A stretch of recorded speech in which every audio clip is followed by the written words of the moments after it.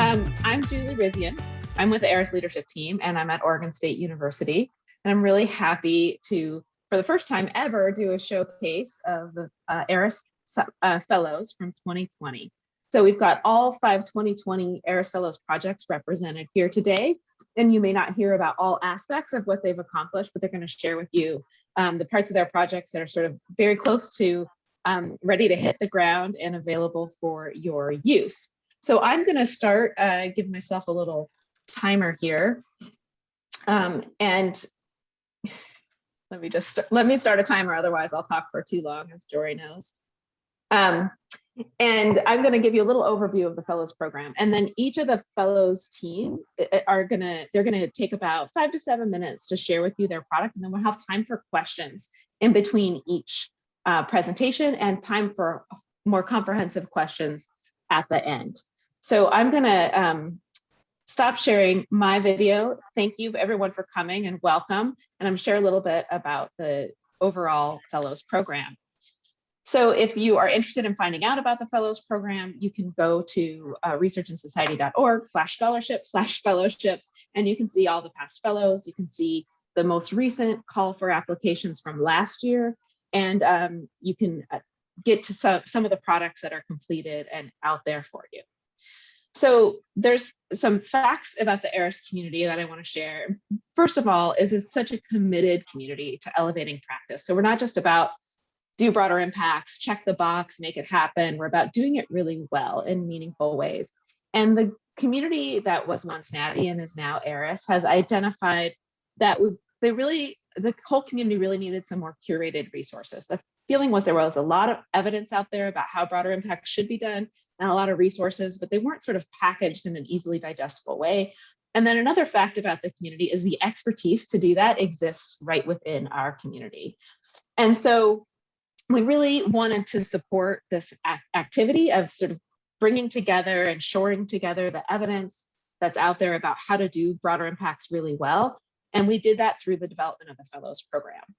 So overall, what does ARIS do? And listed on the left there are the goals of ARIS. And it's cultivating community, providing resources, delivering training, developing partnerships, and advancing scholarship.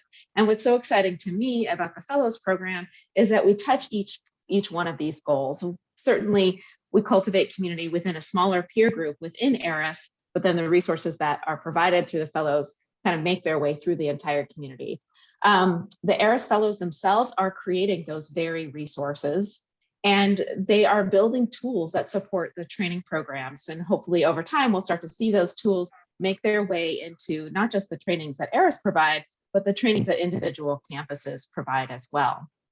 And then the Fellows are examining and guiding partnership practices. So many of the Fellows projects focus on how to be a good broader impacts partner, which is something that the community frequently identifies as a challenge when working with regional community groups. And there is sometimes a bit of a fatigue that occurs with folks from universities constantly wanting to partner, but maybe not always having the best partnership skills available to do it. And then, of course, the whole rest of the program is to advance scholarship and synthesize the evidence that's available about how to do excellent research impacts. So the Fellows program, the goal is to increase the quality and availability of scholarship about resources about research impacts. And primarily that's done in 2 different ways: tools and guidance. So things that you can use either as a researcher to support your broader impacts planning, implementation, and evaluation, or tools that you can use as a broader impacts professional to help broker those relationships and help provide resources that really stimulate PI's thinking and their way of approaching broader impacts. And another way is through new scholarship. So small scale and innovative scholarship that explores new horizons and advances knowledge about research impacts practices. And we're going to share some of both of those with you today. So in terms of tools and guidance, here's sort of a top level tool. This is Amelia from 2019 Fellows cohort. She's at the Institute for Learning and Brain Sciences at the University of Washington, and she created a really entry-level infographic. So I always think of this tool as it's available on the researchandsociety.org website. I always think of it as like, so you think you want to do broader impacts? Start here. There's some things that you need to think about. And it uses logic modeling, and there's more to it than what you're seeing here. So that's an example of just a tool.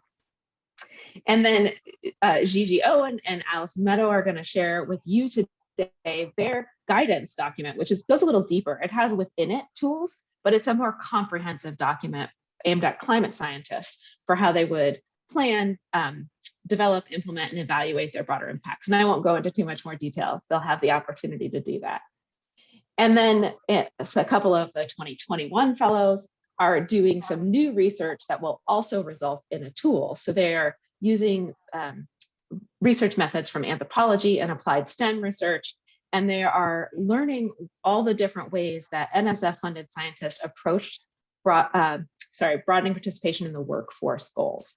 And they're doing an investigation of that, and then they'll synthesize it together and provide some models, some good models to look at if broadening participation in the workforce is one of your NSF grant goals. This would be sort of a starting point of case studies.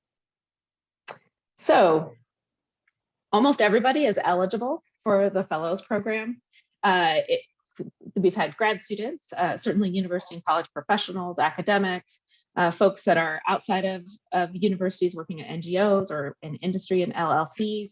And of course, we always are encouraging groups with different perspectives, people who identify themselves as marginalized, maybe in the sciences. They're very much encouraged to apply. And the whole fellowship experience is 6 to 7 kind of peer community meetings where we really help each other work on our products. It's a lot of giving and receiving feedback. And there's a lot of just, I would say, peer camaraderie. And if anyone's interested in applying for fellows, I'll talk more about what that experience is. And then for the 2022 timeline, we have not yet established our priorities for 2022, but keep your eyes open. In July, you should see a request for application that articulates those priorities. In August, we'll have some info webinars. Applications are likely going to be due in September with notifications in December. And then the fellowship will kind of get rolling in February. With that, I am going to hand it over to Allison Meadow and Gigi Owen. I thought I mixed your last names up for a second. And they're going to share with you a little bit about their tool, that's their guidance document that's just about to hit the ground. Hi, everyone, and thanks, Julie, for the introduction. So I'm going to tell you, and Gigi and I are both going to do this, a little bit about our fellowship project, which ended up being a guidebook. We call it Planning and Evaluating the Societal Impacts of Climate Change Research Projects, a guidebook for natural and physical scientists looking to make a difference. My partner in crime is Gigi Owen, and we are both at University of Arizona. Gigi and I are both social scientists who have spent much of the last, our careers basically, working in climate science programs that have a really explicit goal of connecting science with decision making, right from communities all the way up through elected representatives. So the whole goal has been to really make climate science usable and action oriented. And we've both been really deeply involved in evaluating these programs and supporting the programs and our colleagues as we collectively try to articulate the impact of our work beyond just the economics and beyond the academic impacts, which is something obviously that aligns perfectly with the ARIS mission, which is really what drew us to this fellowship, was the opportunity to find folks from different fields who all share that really common goal. So the guidebook that we have created and will be out very soon, we're really hoping is going to be useful both to our close colleagues, but others working in, across the country, across disciplines, at that intersection of science and decision making, that tricky place where we really want science to be, we want decisions to be informed by the science, but we know that that takes engagement and partnership and a lot of hard work on everybody's part. So this guidebook presents a framework and some tools that researchers can use to plan for this kind of engaged and impactful research projects and research programs. There we go. I can advance the slides. So our goals for the guidebook were really to provide these tools that can help researchers engage more effectively with communities, discuss their work more effectively with the public and colleagues, and elected leaders, to be more competitive in funding that's tied to having societal impacts. And we're seeing more and more of that through all of our funding agencies. And then we also really want to increase our colleagues' confidence in using impact statements and things like their annual reviews and promotion and tenure packets. And we thought if we could come forward with a set of common tools and language and some guidance on how to use that, folks might feel like, hey, this is something I can do. I have great pride in this work. Now I have some ways to really talk about that in a clear manner. So one of our ulterior motives, I guess. So the guidebook is based on a framework for how to think about the impacts of how your research on broader society. We focus mostly on a set of 4 kind of near-term impacts that generally align with a project timeline. So in that 2 to 5 year range. And these are instrumental impacts. This is sort of, yes, your research has been used and we can trace that use in a plan, a decision, a practice, or a policy, and we can really see evidence of that. Conceptual impacts, you're changing attitudes and behaviors and the level of knowledge about the issue that you're bringing forward. Capacity building impacts, you know, because of the kind of research that you're doing, you're building someone's skills, expertise, or the resources within the organization that you're working with. Connectivity impacts are something that we think gets overlooked a fair bit, but your research leading to strengthened relationships and partnerships and building a network that endures even after your project ends. And the idea is that all 4 of those near-term impacts contribute to those bigger, longer-term socio-environmental impacts that we would all love to see happening, that we're really, changing social, health and well-being, or the way an ecosystem is functioning, but you got to have all of those near-term pieces to get those big changes down the road. Something that we were really aware of was the idea that we wanted to make sure that our framework and our theory was really tied to practice in very practical and clear ways. So we were really careful wherever possible, if we were talking about sort of a theoretical idea, to provide an example that really drew from our experience, either working in this field or evaluating these projects. So the examples that we provide throughout are really drawn from things that we've experienced ourselves, things that our colleagues have done, because we really wanted people to be able to see themselves in this work and sort of say, oh, wait, I'm doing that, or I could really do that, and sort of just bring people into this work. So for every one of our impacts, we provide folks with lots of real life examples of all of the different kinds of impacts that they might have. Again, with just that hope of getting people to say, hey, this is something I can do. Gigi is going to walk through some of the tools in a little bit more detail. Thanks, Allison. Yeah, so we demonstrate how to link research processes to impacts in 2 different ways in the guidebook. So in the guidebook, we walk users through planning for societal impacts through project development and design, kind of more in the early stages of a research project. And then we walk through how to use the framework to assess and document societal impacts after a project has ended or near the end. So as you can see here, our framework is really based on the action logic model format. And then for each of these steps, we include specific questions and directions to help researchers think through and outline their impacts planning or their impacts review process. Next slide. So we developed worksheets that are directly accessible in the guidebook with plenty of examples of walking people through filling out the worksheet. And then we also have worksheet templates that are set up as Google Docs. So this is where guidebook users can go and download them and then fill them in and tailor them to their own needs. Thanks. So if people, we have at the end of the guidebook, we tried to put all of the how to use the guidebook and the framework really up front without too much detailed background information. But if people do have questions about how the framework was developed, we provide plenty of supportive evidence in our appendices at the end of the guidebook. And here we provide an overview of societal impacts categories, of socially engaged research, what that looks like, what that means, of challenges and limitations of impact assessment, and some other concerns about doing societal impacts evaluation. Next slide. We have already tested out various versions of the framework in the real world, and it's proven useful for folks in ways beyond our original intent. People have used it for project planning, for proposal writing, assessing individual projects, but also research programs, and to frame external program evaluations. It's also been used as guidance for reviewing proposals in which societal impacts played an important role. And it's been used in courses about doing engaged or collaborative science.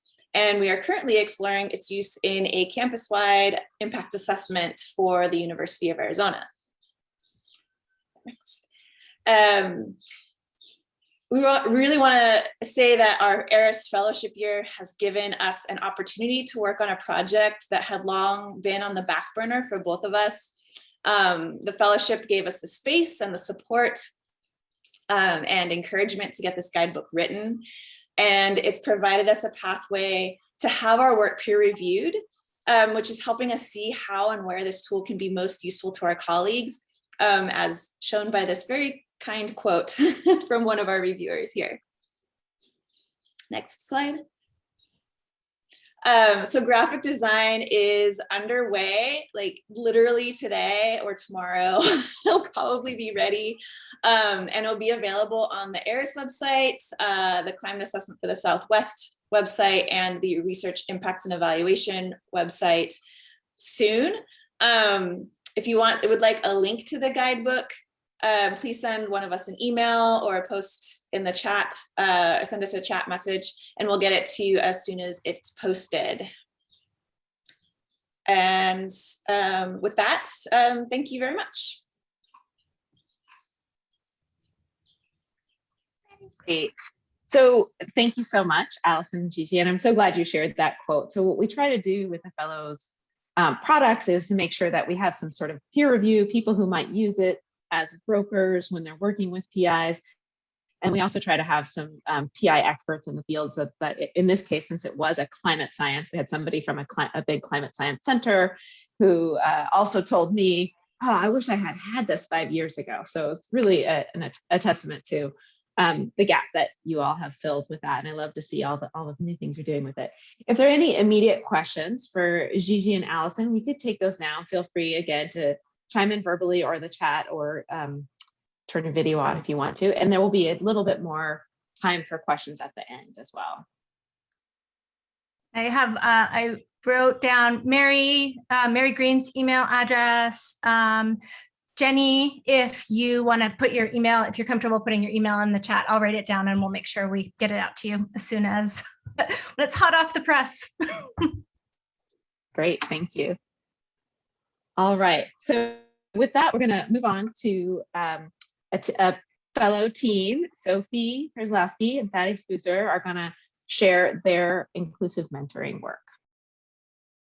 Thanks, Julie. Good to see everyone. My name is Sophie Pierselowski, and I am the Director of Undergraduate Research at the University of Washington. And I'm presenting today with Thaddeus. I'll let you introduce yourself, Thaddeus. Hi, everyone. I'm Thaddeus Boozer. I'm a postdoctoral researcher at Rice University.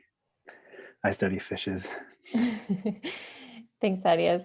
So Thaddeus mentors a lot of undergraduates in research, and as the director of that kind of work at the University of Washington, it's basically all I ever think about. And so we wanted to create a project that revolved around, like Julie said, inclusive practices for undergraduate research mentoring. So we know from the literature that in undergraduate research experiences, quality mentorship is associated with lots of gains for students. So when we see quality mentorship, we also see increased retention and recruitment into research careers and graduate programs.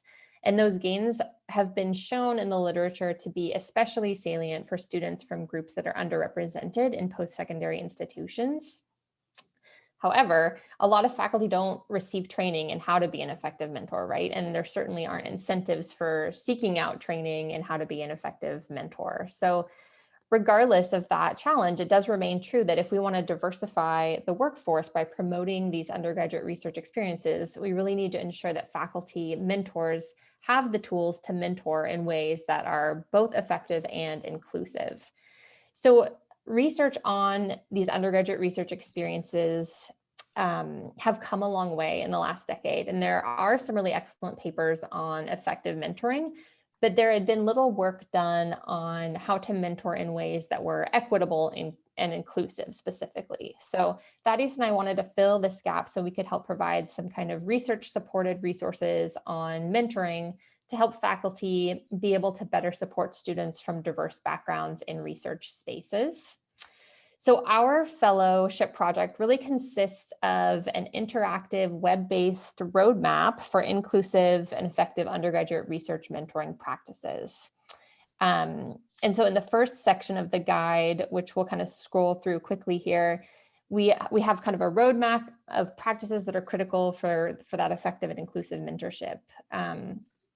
Look at the screen here. So this first part is just an introduction, and then you'll get down to the first kind of main body section, which is called, so you want to be an effective and inclusive mentor.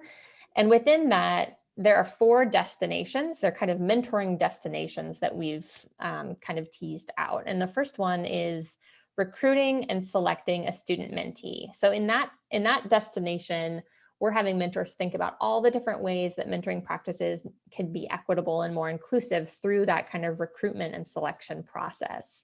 So things like moving away from kind of more traditional metrics of merit and thinking about evaluation criteria holistically and thinking about students holistically, and using recruitment practices that don't rely on students to have that kind of loud confidence, and in a way that we can also include students that might not be as prone to reaching out to faculty on their own. So how can we include everyone and be more equitable in those practices? For destination 2, this is kind of the space of like, you've recruited and selected a student, but you haven't met with them yet. So what can you be doing in that time to think about equity and inclusion? So for this one, we talk a lot about compensation and how important that is, especially for students that are paying their way through school and might be disadvantaged by having these opportunities only available on a volunteer basis. So in this graph, or this kind of whatever you want to call it, interactive diagram that Thaddeus is showing, we kind of talk through each of the different ways that you can compensate a student and what those actually mean for the student. So like in the one that Thaddeus is clicking now, stipend or scholarship, it's important to think about, yes, that is financial compensation, but in a lot of cases at our institutions, if you give a student a stipend, it could impact their financial aid so that they just receive that much less financial aid. And so they're not actually gaining any financial incentives for that kind of payment. So it just kind of talks through the different things. What do those mean? And then, yeah, there's more things in the section about thinking about safety ahead of time. This is a really, really big one, establishing clear expectations. This is like the #1 effective mentoring practice, in my opinion. So what we do here is not only bring in the research to talk about why this is so important, but we provide some tools. And I don't know if it'll mess up the screen share for you to click on them, Thaddeus, but you'll see in that first bullet up at the very top, you can just hover over, it's fine. But you can click there and actually see examples of mentoring agreements that you can download and kind of make your own, so that it's kind of a framework for you to get on the same page about expectations with your students before you even meet with them for the first time. And also, yeah, we talk about co-authoring peer-reviewed publications and expectations around that. This is an example. So we're trying to draw in some like practical examples from faculty who actually mentor undergraduates in research and do a really great job. And so this is an example of establishing clear expectations with relation to authorship that a professor is using at Oregon State University. So we have that in there. We don't have time to dig all the way through this, but we'll provide this link so that you can check it out if you're interested. Maybe we'll pop to, yeah, destination 3. So this one, of course, is when you're interacting with your mentees. So what are the things you can do in that space when you're actually with them. So what is the importance of giving personalized attention? What does that actually mean? I think if we say that, it's like, okay, yeah, be with them. But there's a lot of nuance to being with a student and giving personalized attention in ways that are equitable and inclusive. So we dig into that a little bit here too. We have a couple big sessions on empathy, which I think is like the cornerstone of effective mentorship. And so we dig into that. These pit stops, again, just show examples of how it can work so that you have something not as theoretical, but something very practical to lean on. Development for your students. I think we can move on to the last destination too. You'll see these kind of go on. And then the final destination is how do you build community around your mentee? So this is kind of wrapping them into a professional and personal network in that space as well. So how do you, make time for regular team meetings? What does that actually look like? Different tools like that. So that's kind of the first part of the document. I think that I will turn it over to Thaddeus to speak really quickly about the second part of the document now. Yeah, so the second... You have about 3 minutes. Thanks, Okay. Julie. The second part is kind of a grant writing think space. So it's basically some proposal ideas if you're putting together a grant and you want to incorporate undergraduate research practices kind of beyond mentorship into your broader impacts, or if you just want to develop something outside of a grant, but you want to be considerate of kind of best practices, and you want to take it a step further than taking on individual students one at a time. This is kind of a space where we have some proposal ideas and kind of what that would look like. Basically trying to kind of get the juices flowing and get people thinking about how they can, if they know that they want to do something like this, but they don't know exactly how they get started. This is kind of getting them started. So some of the ideas are like transforming one of your traditional courses into a course-based undergraduate research experience. So this can be really important. A bottleneck for getting access to undergraduate research experiences is obviously landing, one of a few small openings that might come up during an academic year. So if you can have a course where students basically get the experience just by being in the course, that is a way of kind of opening it up and getting rid of that bottleneck, especially for students that can't really take time outside of regular kind of class hours to do research. And we have 4 different proposal ideas. One that I actually used during the end of my dissertation was working with undergraduates to design research-based K-12 curricula. So we would find science standards this was at Oregon State University, so for the state of Oregon, science standards that were already in place. So we weren't adding more material to K-12 teachers. We were simply finding needs that they already had and using our research as a way of meeting those needs so that we could come in, give like a show and tell of like cool science that we're doing, throw a bunch of 3D models around, because that's kind of the stuff that I work on, and use all of that as a way of showing kind of exciting science that is also satisfying something that teacher would have to do anyways. So you're alleviating burden rather than kind of just coming in and talking what you want to talk about and then being like, thanks, see you later. Yeah, so this is just kind of like a primer for getting people started if they are looking to take things to the next level, basically. So there's a lot of ways, like overall in this document, that it can be used. It can be read from start to finish. If you're looking for just like a primer on mentorship, especially mentorship that is equitable and inclusive. And you can also read it asynchronously. So I was kind of jumping around through the sections here. It's not, you don't have to complete one section to move to the next. You can use this little navigation toolbar on the side to just jump to wherever you'd like. So if you're thinking, okay, well, I know like I've been doing mentorship, I want to jump straight to the proposals, you can do that. And it's a great way for kind of, brainstorming broader ideas, especially in the second section, but also taking points from the first section as well, if you're trying to put together a grant proposal. I just want to, I know we're probably overdue there. I just wanted to add that this framework has really supported the work that I've done to create trainings for faculty around effective mentorship. But not only that, it's been a really nice tool to provide faculty during the training so that they don't have to remember everything, you know, in that 1 hour workshop, but it can be a resource that they lean on even after. And Thaddeus and I just want to thank Julie and the ARIS Fellowship Program too for making this work possible. I think, like Gigi said, this is something that we had been wanting to do, but would never have created the space to actually get it done without Julie and the Fellows Program. So thank you so much.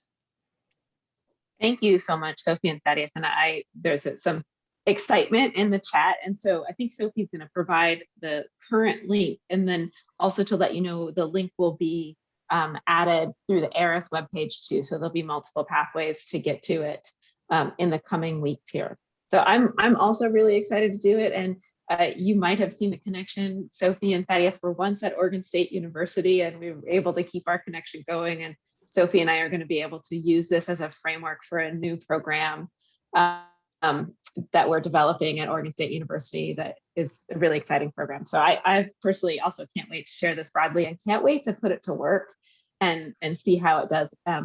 My favorite thing about this is how much of the evidence is in there and how grounded it is by the years of practice with such a diverse set of students that the team brings to it.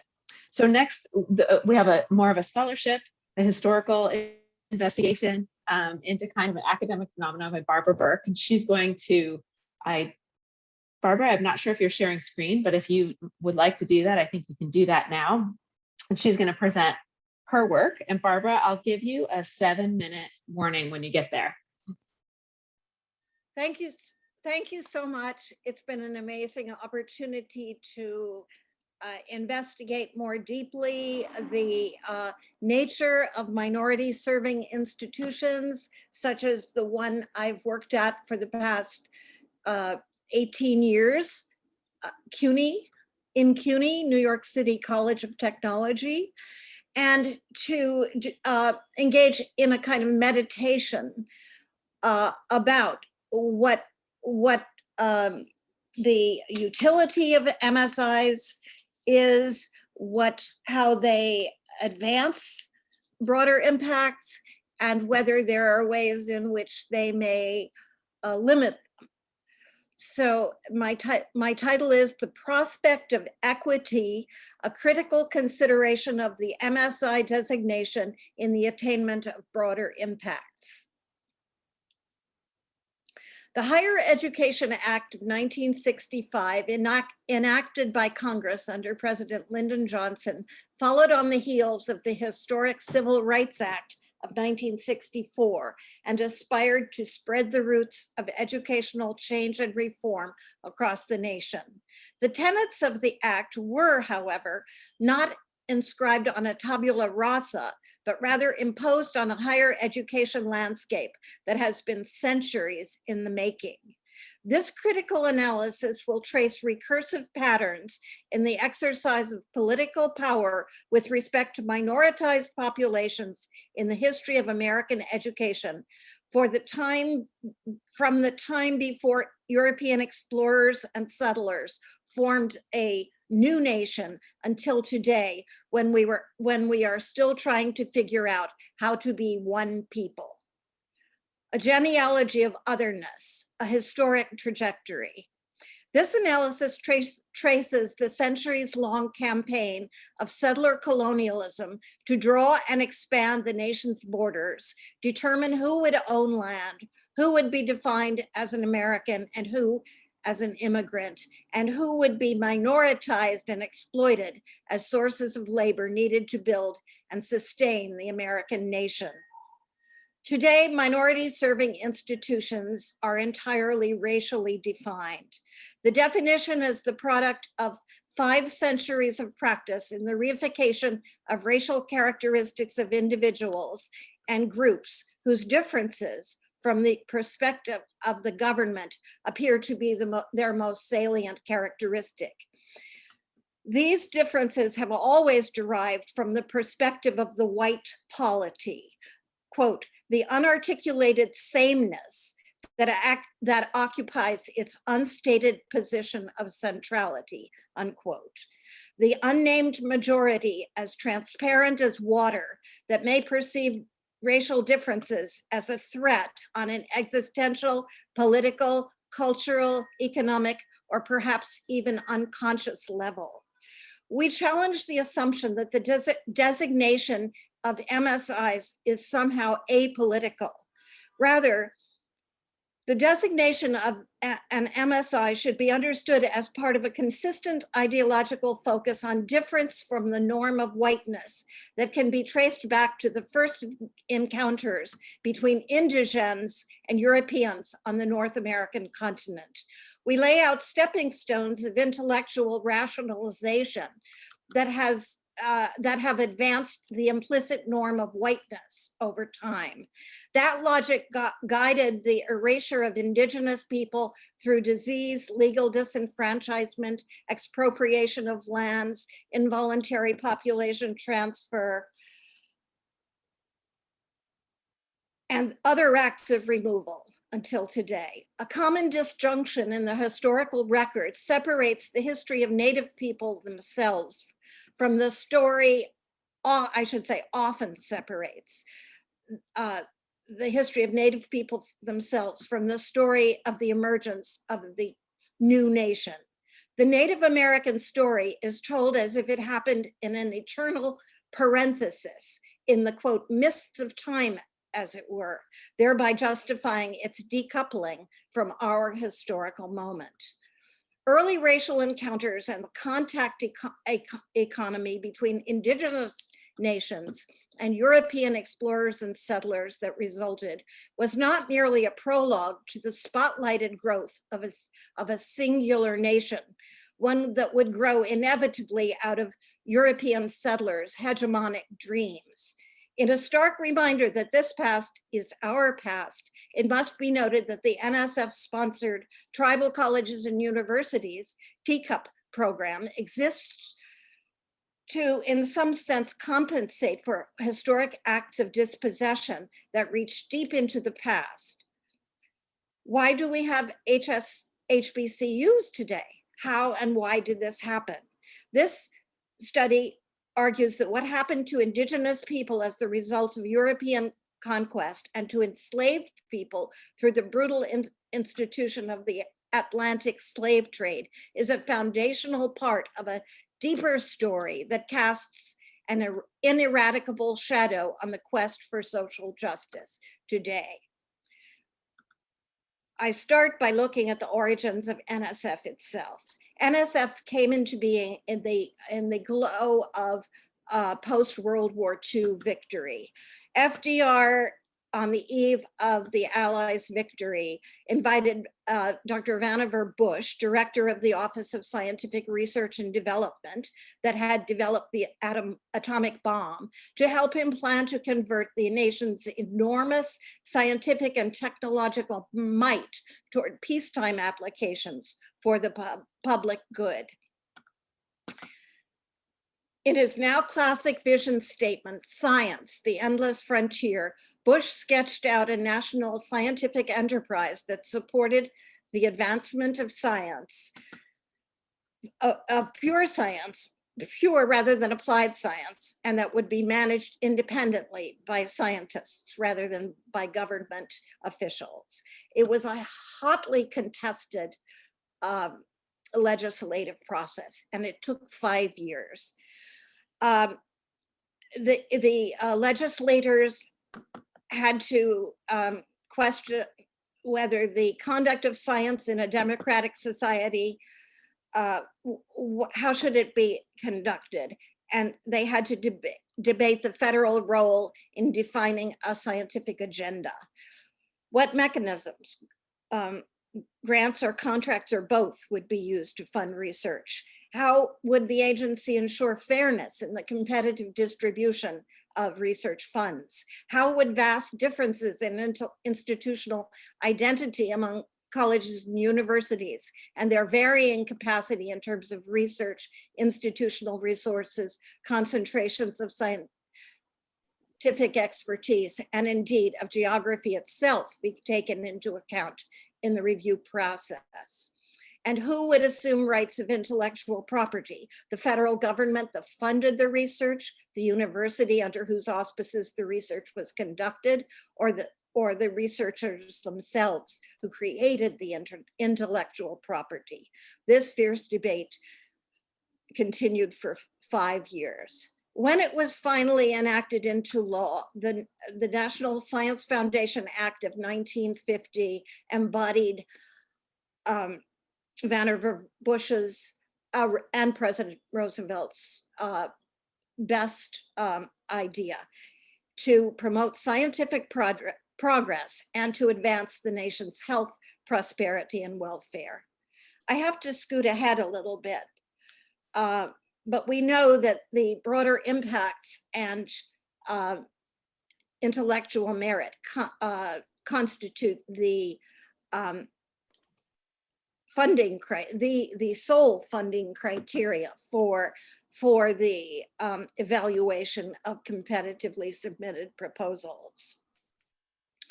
And there's quite a big difference between the two. The intellectual merit is appropriately discussed by scientists who can evaluate the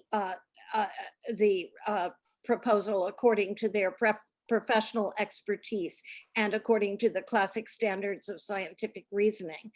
The broader impacts criterion, however, requires a much fuller understanding of the relationship between science and society.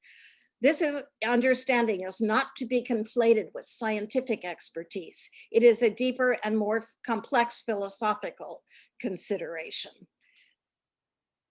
I'm going, then I describe how the American system or the American landscape of higher education is the most diverse landscape in the world with respect to the diversity of institutional characteristics that are represented with respect to degree level, comprehensiveness, governance, selectivity, constituencies served, and so forth. Many states and metropolitan areas have also created systems of higher education within their own jurisdictions. No other nation has innovated or sustained such a diversity of institutional types. This diversity reflects larger democratic values of independence, pluralism, individual freedom of choice, diversity, social and economic mobility, and freedom of political expression. When the Civil Rights Act of 1964 and the Higher Education Act of 65 were enacted, this heterogeneous landscape of institutional types fell under federal scrutiny in a new way through federal mandates designed to advance racial equality and to equalize opportunity for all. The federal role in higher education expanded and its interventions were manifold. I'm going to. I might have to stop you, Barbara, but I want to add. Yeah. Something in that this Barbara's piece, this historical investigation, it sets the stage and the framing of the MSIs and the kind of political orientation of that, but also how the designation impacts an institution's ability to really embrace the broader impacts and create broader impacts that are really well contextualized and that specifically serve the students and the community within an MSI. And so there's a companion piece that will have a framework for how at an institutional scale, research development efforts can really understand the sort of checkered history of MSIs and how it impacts the ability, but also then how to move past that to really get into how do we leverage broader impacts for the benefit of the students in the institution and who it's meant to serve. So I wanted to just sort of help you close with that because we're at 10 minutes. Okay. Barbara, if you had any last words, feel free to jump in. Well, I will say that one very important consideration to keep in mind when thinking about minority serving institutions is that the designation is given to those institutions, not merely on the percentage of students enrolled who represented a particular racial minority, and there are 7 categories of these institutions, but rather the institution itself has to meet criteria for Title III eligibility, which means the institution has to have severe deficits. It has to have low general and educational expenditures. It has to have low state funding. It has to have very limited library resources, equipment, physical plant, and so forth. So the MSI designation actually conflates the racial identity of a certain cohort of students with these underlying institutional characteristics, which have nothing whatsoever to do with the attribution of a racial identity. And I think that is the conundrum that's at the heart of my paper. Thank you for listening. Thank you so much, Barbara. And we're looking forward to getting that out to everybody. And then also the companion piece will be coming in the coming months. And that is, again, a framework for MSIs to use in their elevation of broader impacts for their institution. So next we have Elise Auerbach and Ellen Kuhn, and they're going to share their tool with you. And then I am just going to say that if I disappear, I am so sorry. We had some local technical difficulties this morning, including an explosion of a transformer. So I may pass over the hosting to Gigi Owen. So after Ellen and Elise speak, then Sarah Olson is going to represent her project for K-12 field experiences. So thank you so much if I end up getting kicked off. Elise, handing it over to you. Thanks, Julie. Hi, everyone. I'm Ellen Kuhn with the Center for Academic Innovation at the University of Michigan. Hi, everyone. I'm Elise Auerbach. I also am with the Center for Academic Innovation at the University of Michigan. So we're here to talk about our ARIS project, and are, like all the other members of the cohort, just super grateful and super excited to be able to have undertaken this work. It absolutely would not have happened without the benefit and the time afforded by ARIS. So before we get started, I want to take you a little bit on a very slight contextual history tour. So Ellen and I work with the Center for Academic Innovation, which was a few years ago brought on board for a presidential level strategic focus area to help support faculty-led public engagement at the University of Michigan. And academic innovation at that point, the charge was to try and foster innovation in public engagement, but we had no real sort of space in the public engagement landscape at that point. And so one of the first tasks that our team undertook was a massive landscaping effort to try and surface all of the different ways that the University of Michigan was already publicly engaged, from our campus museums to our policy engagement folks in the Washington and Lansing offices, to the folks who are doing deeply community engaged research, including using community-based participatory methods and all the rest. And what we found was over 170 programs. That is programs supporting different forms of engaged work. And so we had to sort of wrestle with the question, okay, well, that's a lot. Nobody's speaking the same language. So how do we make sense of this? And how do we communicate about this landscape in a meaningful way that enables the university to actually navigate itself a little bit better? But in developing a framework that we'll tell you about in just a minute, what we realized is that it's not actually about the University of Michigan. In fact, it's about describing at a systems level commonalities and differences across all forms of public engagement, regardless of institution type, and regardless of sort of what types of institution or what types of public engagement is happening at that institution. And so the way to view this draft framework is really to think about at a systems level and then at a practical application level, what all forms of engaged work that touch broader impacts have in common, as well as what differentiates them.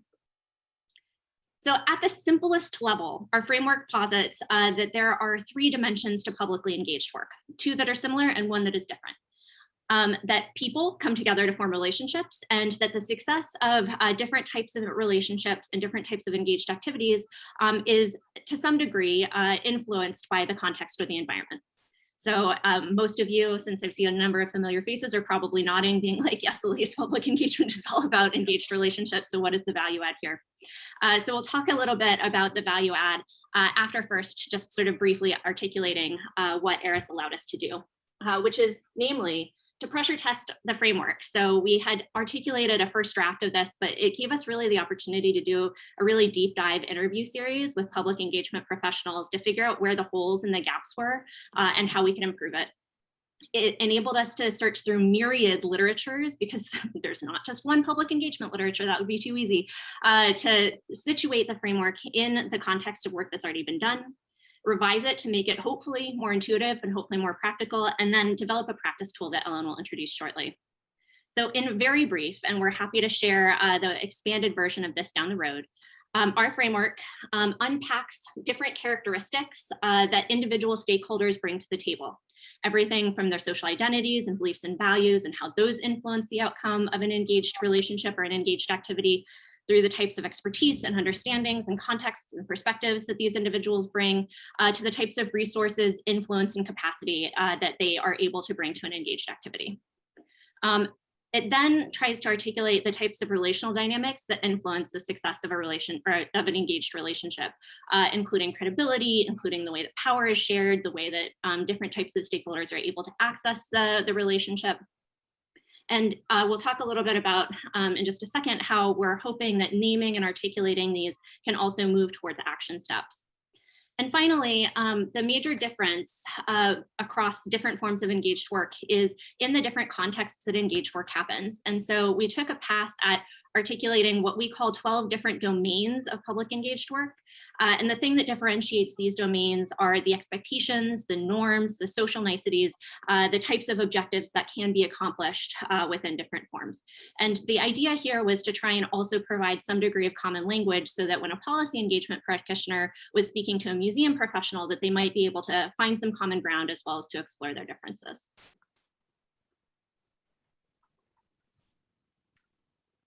So as Elise said, the ARIS Fellowship allowed us to refine and expand on a public engagement framework that we had already been developing. But as we were continuing to build out the framework, we kept getting asked the question, okay, but what do you do with the framework? And so fortunately, the ARIS Fellowship sits at the juncture between research and practice. So our fellowship also gave us the time and the space to really be creative with the framework. We developed tool for publicly engaged practitioners, which is a set of reflective card decks. These reflective card decks mirror the structure and ideas in the Michigan Public Engagement Framework. Each of the 3 decks focuses on a distinct objective within public engagement project planning and relationship development, but all 3 of the decks are fundamentally designed to support deep practitioner reflection about engaged work. So the context deck helps you to articulate objectives, contexts, and resources for an engagement activity, while the stakeholders deck helps you to identify the influential strengths and assets brought to the table by the different people in your engaged activity. And finally, we have the deck, which helps you to consider relationship dynamics that you would like to see, and then plan action steps that will actually help you to get to those dynamics. So these 3 decks are one or all 3 of them, depending on your needs. So the card decks follow a standard pattern of play that's centered on a takeaways mat. You begin at the top of the mat by defining some of the major elements of the engaged activity on which you're reflecting. Then you begin interacting with the cards around the mat, such as by sorting them. And based on that interaction, you quickly brainstorm ideas related to prompts on certain cards, and then you can dive deeper with guided journal questions. So that pattern of interact, download, and dive deeper repeats until you've worked all the way around the mat and you've created a full tableau of cards and ideas on the takeaways mat. And at that point, you debrief what you've learned and what you will take away from that exercise. So currently we've designed the card decks for individual play, but we're working to expand to group play so that engaged practitioners can use the card decks to facilitate conversations with partners, We're also actively user testing the card decks. So if you're interested in playing with them and would be willing to provide feedback about your experiences, please let us know. We would really appreciate the help. And thank you all for listening.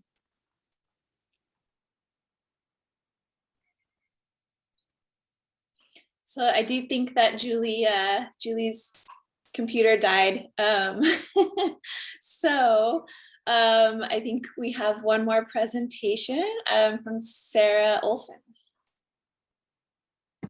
Great, I'll unmute myself. Thank you, Gigi, and it's great to be here. So my name is Sarah Olson, and I'm a research associate at the Lawrence Hall of Science at UC Berkeley. And my partner on this project is Natasha Wingerter, who wasn't able to be here today. She's a fish ecologist and her field season is getting really busy. So I studied STEM education at the University of Idaho, and Natasha is finishing her doctorate in ecology there. And this project came about because I was planning a science summer program for first generation to college high school students through Upward Bound. And I collaborated with Natasha and other science professionals and graduate students to provide the high school students with opportunities to participate in local science research activities. So Natasha has a background in education, and I noticed a really big difference when I was partnering with her on planning her portion of the activities with students. And we realized there was a need for supporting these types of collaborations between scientists and educators, not only for clarifying what needs to happen in terms of developing a lesson plan, but also substantial support for making it happen in a meaningful way. So realizing there's a lot to both successful partnerships and navigating planning successful science outreach events, we wanted to provide a comprehensive toolbox to facilitate a streamlined way to navigate the collaborative planning process so that it's efficient in terms of time dedicated, because we all know it takes a lot more time than you would anticipate, and that could be a surprise for many scientists and STEM professionals. But also gives sufficient attention to considerations and supports to best meet the needs of the particular student group and the goals for the outreach event. So there are a lot of reasons for STEM professionals like scientists and youth serving programs to collaborate. Scientists have relevant real-world research to share that can be exciting for students and give them a chance to see what science looks like in action and even participate in it. And the scientists may be interested in sharing out their work for a variety of reasons that we're familiar with, including expanding the impact of their work to broaden participation in their field. So each has expertise in their area. For example, the education program staff are acutely aware of the needs and abilities of their students and how to engage them, while the scientist has incredibly deep content knowledge and experience to share. But each partner also has limitations on their own, and this toolbox can provide a bridge between their domains of expertise with the goal of delivering a successful outreach program. So one thing to keep in mind, creating successful partnerships that benefit both sides is harder than one might think. It takes time and planning and good framing. So this toolbox will help you through that process and make sure you make the most of each partner's expertise. So what is the toolbox? So the toolbox is essentially a guidebook divided into 3 phases: goal alignment, planning, and implementation. Each phase consists of meeting agendas, exercises, and resources. The agendas include pre-meeting prep tasks, discussion items, and action items to be accomplished before the next meeting. The exercises help each partner through important reflections, for example, bias awareness and goal setting, and then facilitate articulation of those reflections and goals so that it's clear and not just implied. And the resources are additional tools, templates, or information to streamline the collaboration and additional learning. For example, a timeline is laid out to be customized for your purposes. A lesson planning template is included, as well as links to resources like the next generation science standards and ideas for supporting the needs of diverse learners. And resources for evaluating the outreach event are included as well. So the toolbox is designed for a one-day outreach event, but it could be modified to accommodate a longer learning event. We're very excited to implement some of the great feedback we've gotten on the toolbox so far, and we're currently in the last phase of finishing up the toolbox. We're hoping to have it done by the end of the month. So thank you for listening, and we want to thank ARIS for making this work possible. It's been a really great experience to work on this project, and we're excited to get it out there. If you have any questions or comments or want to follow up for any reason, please feel free to reach out. We'd love to hear from you.